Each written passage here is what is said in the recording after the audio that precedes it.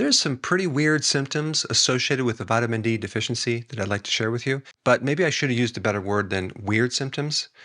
These are symptoms that you wouldn't think are associated with a vitamin D deficiency. And there's research behind each one.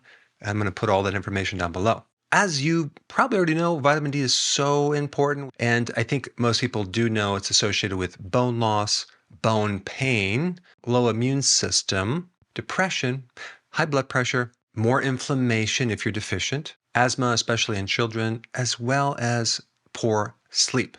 But there are 23 additional symptoms that you probably had no idea were connected to a vitamin D deficiency. Let's go through them. So nightmares. Now, typically nightmares are related to a vitamin B1 deficiency, but a vitamin D deficiency can also produce the manifestation of a nightmare. Number 2, restless leg syndrome.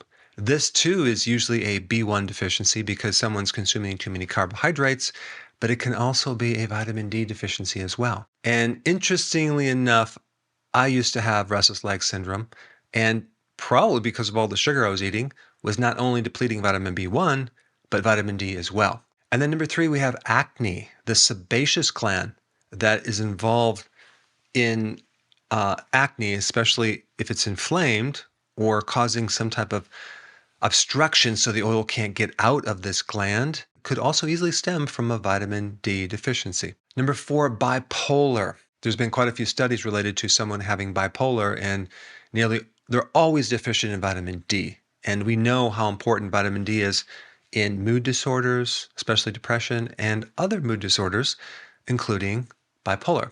Number 5 is a skipped heartbeat, okay, because of the direct connection with a vitamin D deficiency and what it can do to the heart, but it can definitely affect the pacemaker of the heart. So you can start off having like a skip beat and then a palpitation, and maybe even worse, develop even arrhythmias, okay, and even atrial fibrillation. There's also certain breathing disorders related to a vitamin D deficiency that go beyond just asthma. But as you might know, like a lot of pneumonia and lung infections are related to a vitamin D deficiency because of the immune system being weak and then making you susceptible to viruses.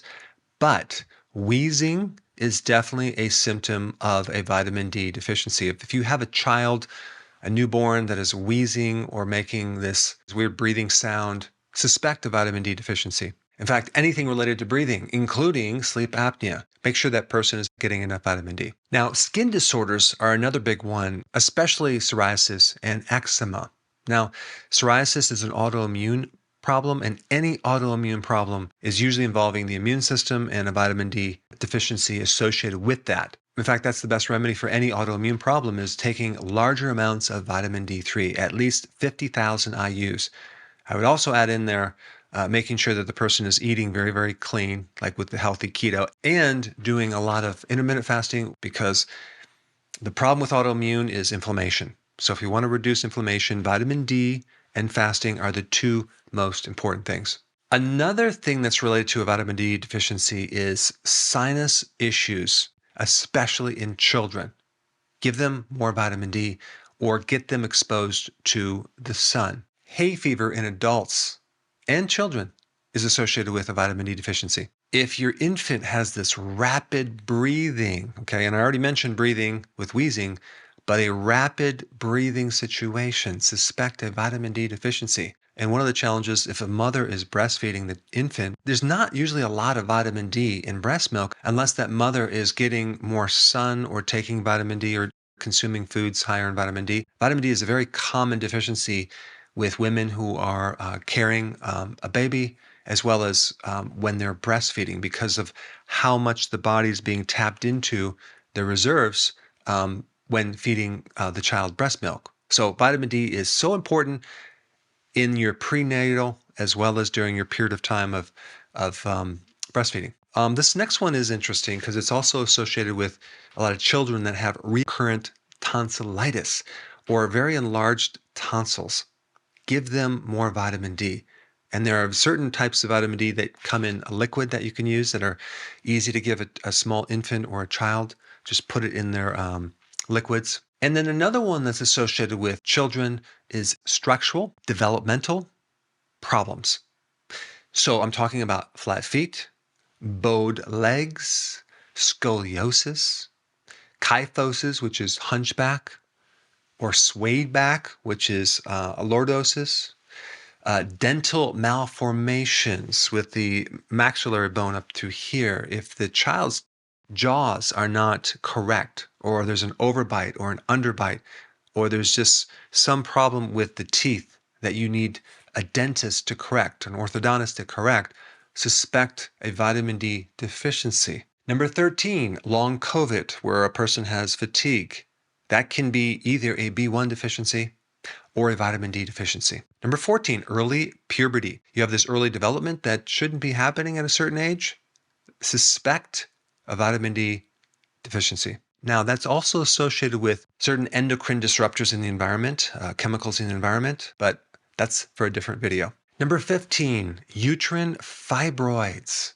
Apparently, in one study, these fibroids were halted or stopped when the group consumed 50,000 IUs of vitamin D3. Here's another one, irregular menstrual cycles. Now, who doesn't have a problem with that? A female is 13.3 times more likely to have irregular menstrual cycles when they are deficient in vitamin D. A longer cycle is also associated with a low vitamin D. There's a 7.8 times more likelihood for that cycle to go longer if there is deficient vitamin D. Urinary incontinence, 3 times more likely if you're deficient in vitamin D. There was one study in older Black women that related to this. And they also noted that the group that took like 2,000 IUs of vitamin D3 didn't see any improvement in this urinary problem. So you have to take more, at least 10,000 IUs. Vertigo is also associated with a low vitamin D because a certain type of vertigo is really a calcium crystal building up on the inside of your ear, and that's interfering with the little hairs that are associated with your equilibrium. And taking enough vitamin D can help prevent that. But you also have to take vitamin K2 as well. In fact, anytime you take vitamin D3, also at the same time take vitamin K2 at a ratio of 10,000 IUs of vitamin D3 to 100 micrograms of vitamin K2. Sarcopenia, that is a problem of muscle loss as someone ages. You're 7.7 times more likely to develop sarcopenia if you're low in vitamin D3. Myopia usually happens when we are exposed to too much screen time, looking at the computer and not getting enough actual sun. But there's definitely an association between that condition and low vitamin D. Glaucoma. Okay, that's pressure built up in the eye. Apparently, you're twice as likely to get glaucoma if you're low in vitamin D3. And then we have number 23, erectile dysfunction. You're apparently 1.3 times more likely to develop this if you're low in vitamin D3. Of course, there's many other factors, but I'm just talking about the association between low vitamin D and all of these other conditions. Now, because of the censoring and the suppressing of the algorithms on YouTube, it's becoming more difficult to find my content. And there's a lot of content that I cannot put on YouTube, unfortunately. So to make sure you have full access of all my information, go to drberg.com and subscribe to my newsletter by clicking the link down below in the description.